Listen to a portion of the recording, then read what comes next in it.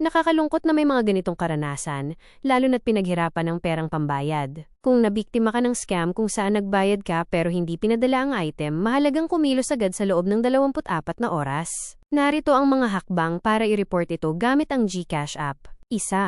Gamitin ang GCash Help Center. Huwag nang mag-antay, gawin ito direkta sa app. Buksan ang GCash app at itap ang Help, matatagpuan sa Profile tab. Piliin ang Chat with Gigi.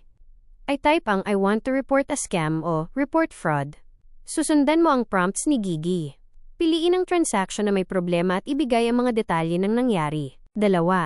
Mag-file ng ticket, express send bank transfer. Kung hindi mo mahanap sa chat, maaari kang mag-submit ng ticket. Sa Help Center, i-click ang Submit a Ticket. Puna ng form. Siguraduhing tama ang transaction ID, makikita ito sa iyong SMS receipt o transaction history. I-attach ang mga screenshots ng inyong usapan ng seller at ang proof of payment. 3. Ihanda ang mga ebidensya. Para mas mapabilis ang investigasyon ng GCash at ng mga autoridad, ihanda ang mga sumusunod.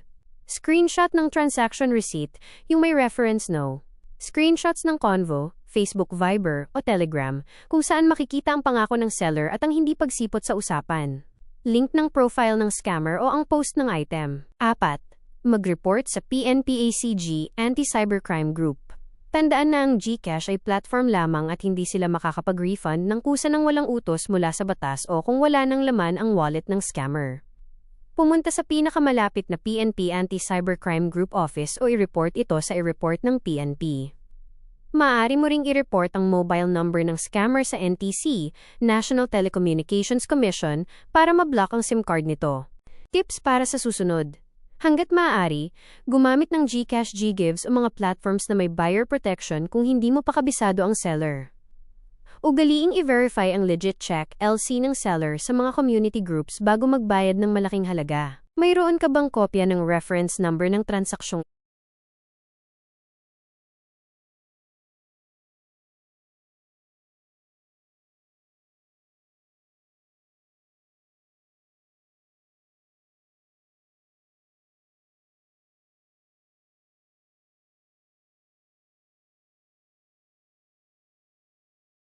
Kapag na-report mo ang isang account sa GCash na tinatawag nating fraudulent account o scammer, dumadaan ito sa isang proseso ng investigasyon. Hindi ito instant na mabubura pero may mga seryosong limitasyon na ipapataw ang GCash sa kanila. Narito ang karaniwang pagkakasunod-sunod ng mga nangyayari. 1. Temporary account suspension.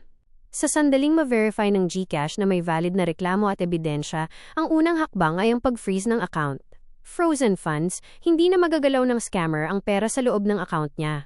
Hindi siya makakapag-send, makakapag-pay bills, o makakapag-withdraw, cash out. Inbound block. Sa ilang mga kaso, hinaharangan din ang pagpasok ng pera para hindi na siya makapanloko ng iba habang ongoing ang investigasyon. 2. Investigasyon at verification. Hihingi ang GCash ng panig mula sa account owner. Kung hindi siya makapagpaliwanag o hindi makapagbigay ng proof na legal ang transaksyon, halimbawa, proof of shipping, ituturing silang high risk. Cross-platform ban. Kung ang mobile number ay linked sa ibang GCash accounts, maaari ring madamay ang mga iyon. 3. Permanent blacklisting. Kung napatunayan ang panloloko, ang account ay permanenteng ibaban.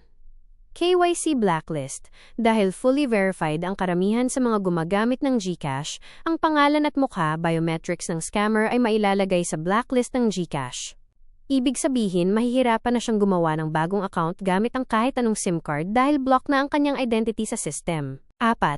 Police intervention, PNP-ACG. Ang GCash ay nakikipagtulungan sa Philippine National Police Anti-Cybercrime Group, PNP-ACG.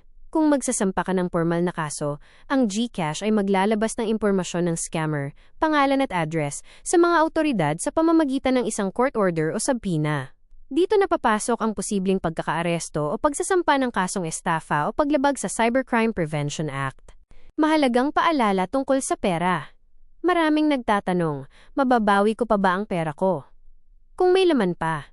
Kung mabilis ang report mo at na-freeze ng GCash ang account habang may laman pa, may chance na maibalik ito sa iyo, pero dadaan ito sa legal na proseso at clearance.